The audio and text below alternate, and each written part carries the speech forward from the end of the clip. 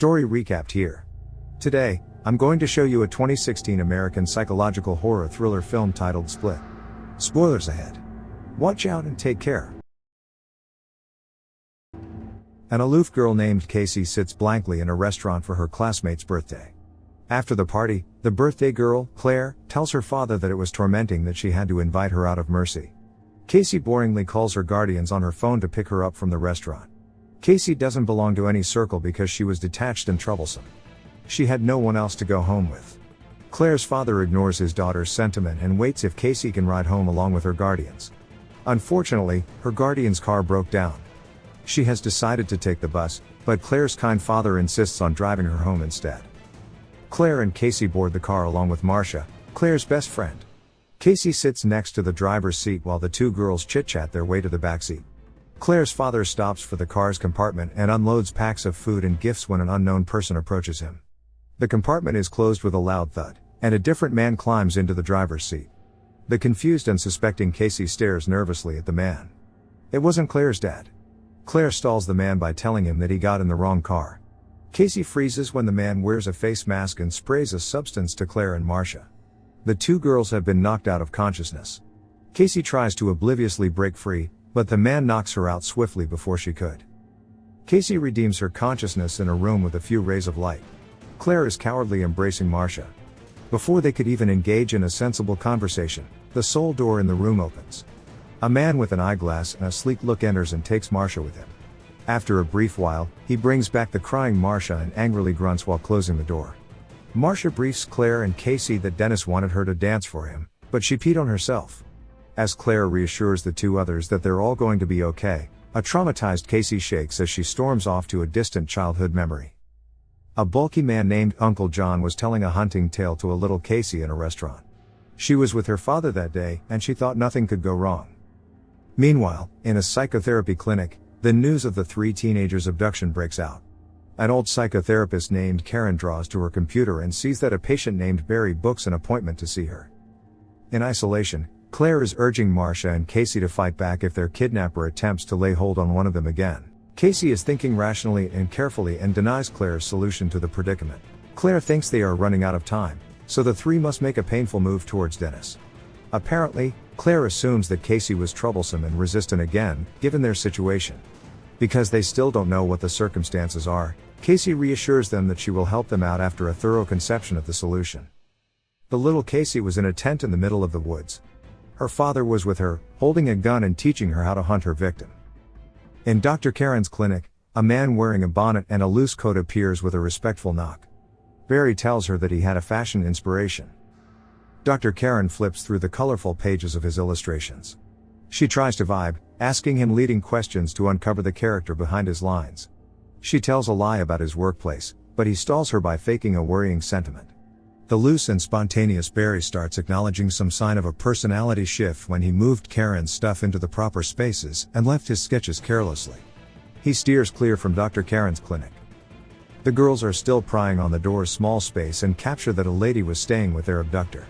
The lady was talking to Dennis, which the girls think was their abductor's name. The lady draws closer to the door and opens it. It was their abductor, wearing a tight red turtleneck, a long skirt and heels. The flabbergasted teenagers step back slowly, all of them confused as to why he was in a lady's disguise. The lady reassures them that there was nothing to worry about because Dennis listens very well to her. She claims that Dennis is neither going to malign nor assault them and shuts the door close. Dr. Karen meets with a colleague doctor in town and discusses the pieces of evidence of dissociative identity disorder. The colleague doctor believes Karen's patients are not cut out of the normal, but Karen perceives them differently.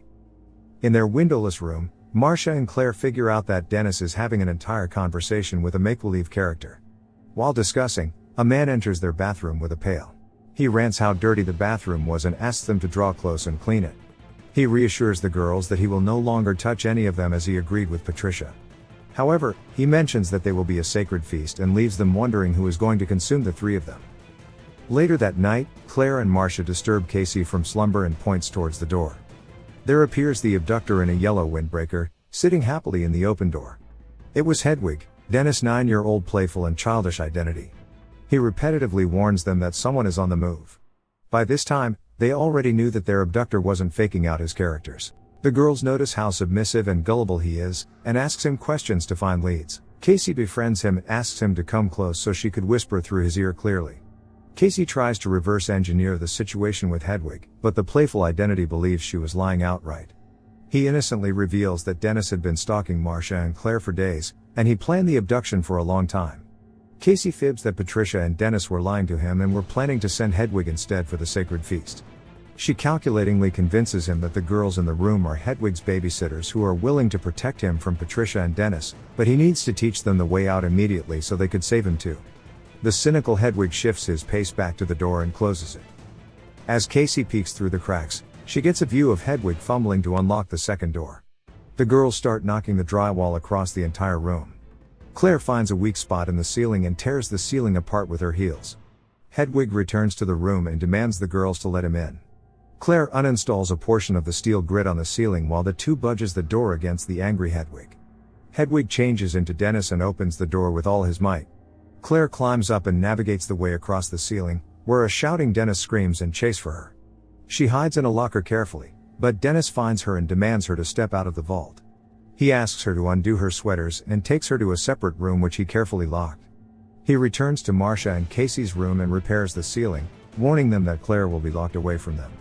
He also demands them to undress their skirts and sweaters. Meanwhile, Dr. Karen is doing a video conference with his fellow psychotherapists from Paris.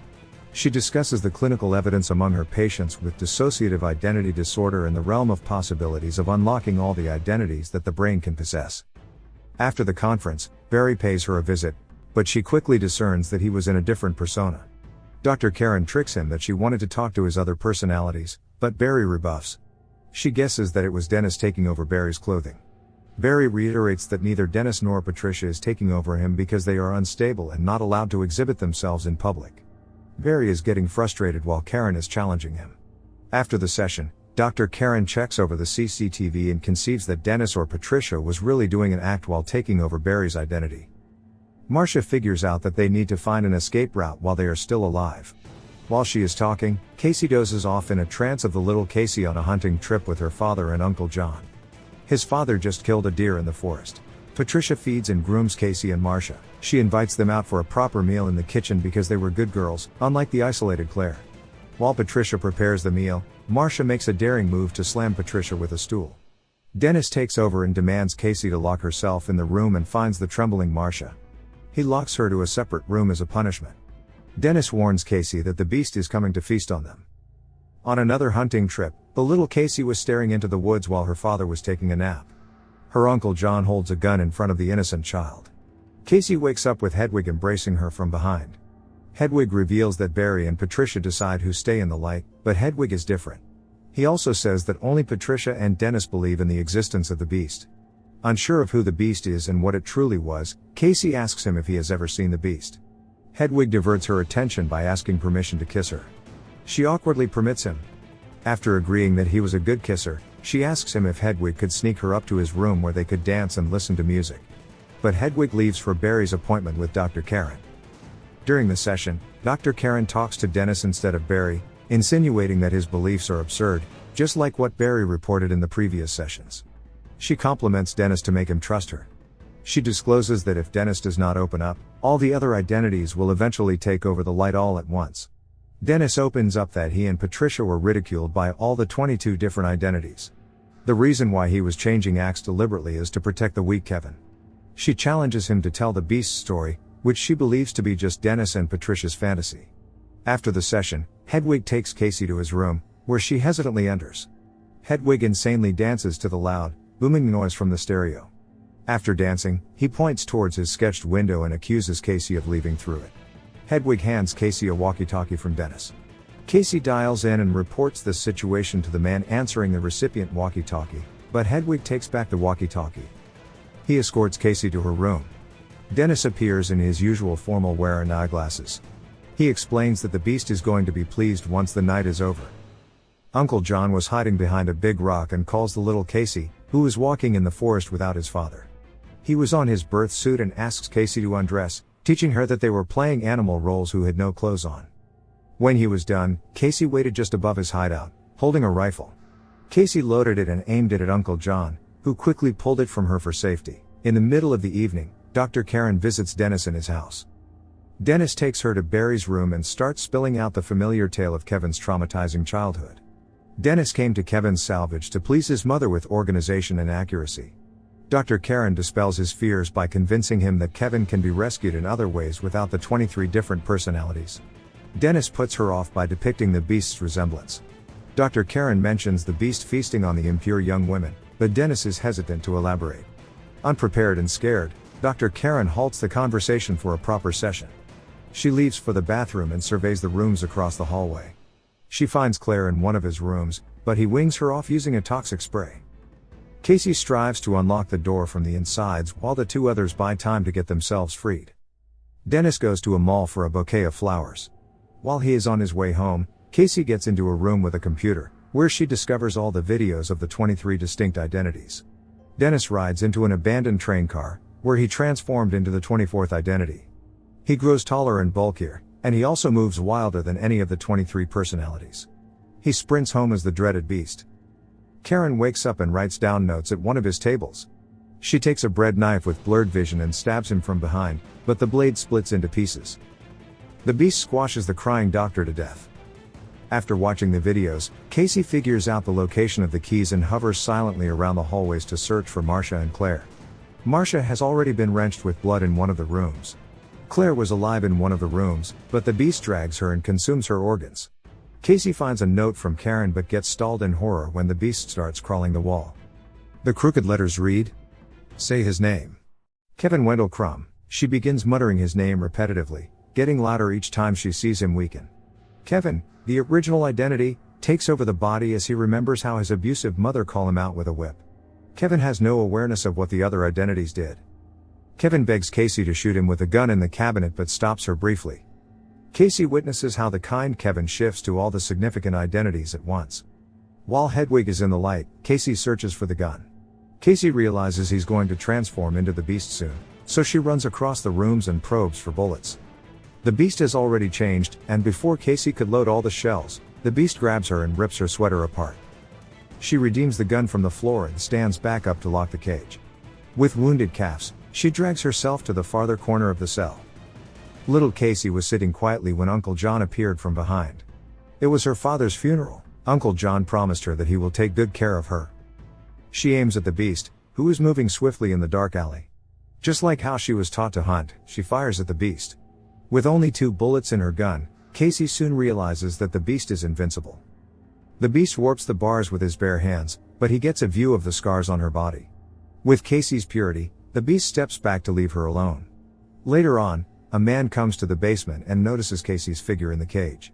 He assists her away from the zoo's main enclosure. While a medical officer attends to Casey, the policemen probe Kevin's possession in the basement. Kevin gets into an abandoned room, with all the significant identities taking over the light at once. They are assessing Kevin's body with the evidence of the beast's invincibility. A news anchor breaks out the awful news of the 3 cases of murder of Kevin Crumb in the zoo's basement. The world of skeptical people has now been made aware that the dissociative identity disorder really exists. Subscribe to watch more videos like this. Turn on notifications. And leave a like, it really helps the channel out. Thank you for watching.